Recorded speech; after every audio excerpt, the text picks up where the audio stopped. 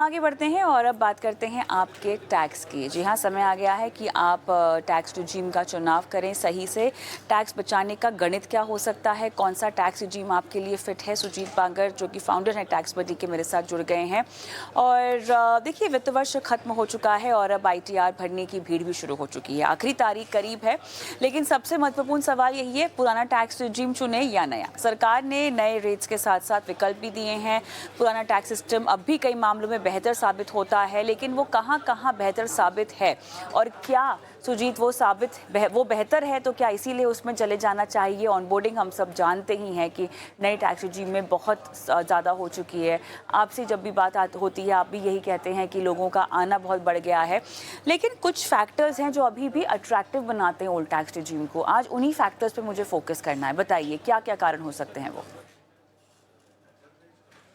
So नमस्ते, thank you for being here. New tax regime and old tax regime में जो debate चल रहा है वो एक मिलियन डॉलर क्वेश्चन है। हर एक टैक्स पेयर को जब टैक्स फाइलिंग का सीजन आता है तो उसका एक नेचुरल क्वेरी होता है कि मैं न्यू टैक्स रिजिम में जाऊं या ओल्ड टैक्स रिजिम में जाऊं। जैसे आपने बोला, ओल्ड टैक्स रिजिम जो है वो उसमें कुछ अच्छी चीजें हैं और वो अच्छी चीजें का जो जो फायदा है, जो उसका हमें उपयोगिता है, वो लॉन्ग टर्म में है। उसका वेल्थ क्रिएशन में है, वो हमारे पेंशन इनकम का कॉर्पस तैयार करने में है, हमारे फैमिली को इंश्योर करने में, ऐसे मल्टीपल चीजों का उसका एक एडिशनल एडवांटेज आता है अलॉन्ग विद टैक्स सेविंग जो ओल्ड टैक्स रिजिम से आता है। तो जब हम टैक्स रिजिम सिलेक्ट कर रहे हैं तो हमें ब्लाइंडली ही न्यू टैक्स रिजिम सिलेक्ट नहीं करना चाहिए, क्योंकि अभी by default new tax regime select होगा। आपको ओल्ड टैक्स रिजिम सिलेक्ट करना है तो आपको consciously old tax regime select करना पड़ेगा। तो ओल्ड टैक्स रिजिम में सबसे अच्छा फायदा टैक्स पेयर को यह है कि आप इन्वेस्ट करके टैक्स बचा सकते हैं, और जो आप इन्वेस्ट करते हो या जो भी आप टैक्स सेविंग एक्सपेंडिचर करते हो, उससे आपकी वेल्थ क्रिएट हो सकती है, उससे आपकी फैमिली और आपका हेल्थ इमरजेंसी के लिए इंश्योरेंस हो सकता है, या मल्टीपल अलाइड बेनिफिट्स हो सकते हैं। तो इसलिए वर्ल्ड वर्ल्ड टैक्स रिजिम के बेनिफिट्स बहुत है। उसको बारीकी से सोच के सिलेक्ट करना पड़ेगा टैक्स पेयर्स को फाइलिंग करते वक्त। ऑलराइट, चलिए, लेकिन अब मैं चाहती हूँ कि चुनाव थोड़ा-सा हमारा सही होना चाहिए। बहुत ज़रूरी है कि आप इंडिविजुअली असेसमेंट करें कि आपके लिए कहाँ किस रेजीम के तहत पैसे बच रहे हैं, सुजीत। बट ओवरऑल जैसा कि आपने कहा कि जो फ़ायदे हैं वो अभी भी ओल्ड टैक्स रेजीम को फ़ायदा मतलब आपको ज़्यादा आकर्षित कर रहे हैं। HRA एक बहुत बड़ा फैक्टर है जिसकी वजह से लोग जो हैं पुरानी टैक्स रेजीम में अभी भी बने हुए हैं, बिकॉज़ वहाँ उनको एक बहुत बड़ी छूट जो है वो मिलती है। अब यहाँ पर किस हिसाब से टैक्स सेविंग ऑप्शंस को मुझे कंसिडर करना चाहिए? अब जिस तरह की छूट मुझे नई टैक्स रिजीम में मिल रही है, यहाँ पर अगर मैं वो टैक्स सेविंग ऑप्शंस ले भी लेती हूँ, तब भी अगर मेरे पैसे ज़्यादा बच रहे हों, तो क्या मुझे ओल्ड टैक्स रिजीम की ओर रुख कर जाना चाहिए? या बहुत सारे लोग हैं जो पूरा फ़ायदा नहीं उठाते थे ओल्ड टैक्स रिजीम में, लेकिन अब अगर वो कुछ और ज़्यादा निवेश, जैसे कि NPS एक ऐसा निवेश का विकल्प है जहाँ पे लोगों ने ATCCD का फ़ायदा नहीं उठाया, उसको कर लेना चाहिए। क्या बूस्टअप करना चाहिए अपनी ओल्ड टैक्स रिजीम को, या ओवरऑल असेसमेंट करने के बाद निर्णय लें? क्या करें?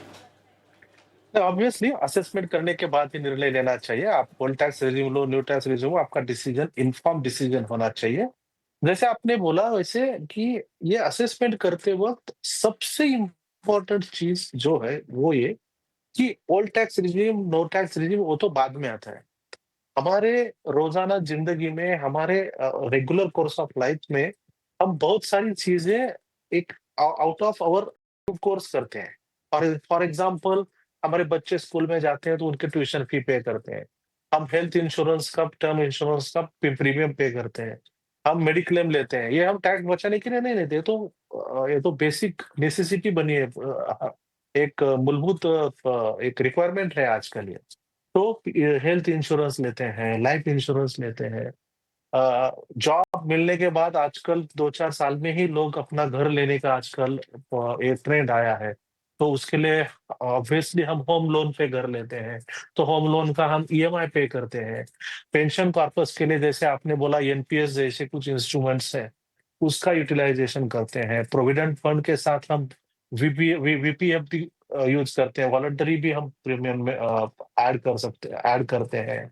तो ये सारी चीजें जो है ना, ये हम टैक्स सेविंग के लिए नहीं करते, ये सारी चीजें अपनी रेगुलर कोर्स ऑफ लाइफ में हो जाती है। और जब हम टैक्स फाइलिंग कर रहे हैं तो सबसे पहले हमें देखना है कि ये सारी चीजों के कारण हमारा टैक्स कितना बचा है। बहुत सारे केसेस ऐसे हैं कि ये एनालिसिस न करने के कारण unnecessary new tax regime select हो जाता है और आप जरूरत से ज्यादा टैक्स पे करके बैठते हैं। तो पहले आप देखिए कि आपने कितना ऑलरेडी टैक्स सेव किया है। आपने ये एटीसी के या जेटीसी के बियॉन्ड वाले भी जो डिडक्शंस हैं, जो टैक्स सेविंग इन्वेस्टमेंट और टैक्स सेविंग एक्सपेंडिचर आपने क्या क्या किए हैं, वो लिख के लीजिए। और अगर आप कॉन्फिडेंट नहीं है उसके ऊपर, तो आप किसी एक्सपर्ट से आप आपका पूरा बैंक स्टेटमेंट स्कैन करके आप उसका एडवाइस लीजिए। और ऑन दैट बेसिस उसके हिसाब से आप देखिए कि ओल्ड टैक्स रिजिम में कितना टैक्स आ रहा है, न्यू टैक्स रिजिम में कितना टैक्स आ रहा है। और अगर वो टैक्स ओल्ड टैक्स रिजिम में कम आ रहा है तो ऑब्वियसली आपको ओल्ड टैक्स रिजिम लेना है। सुजीत, जब भी आप जुड़ते हैं हमारे साथ तो बहुत पते की बात समझाते हैं दर्शकों को। टैक्स का हर पहलू जो उनको काफ़ी कठिन लगता है, जटिल रहता है, उसको आसान भाषा में समझाते हैं। बहुत बहुत धन्यवाद आपका। Thank you.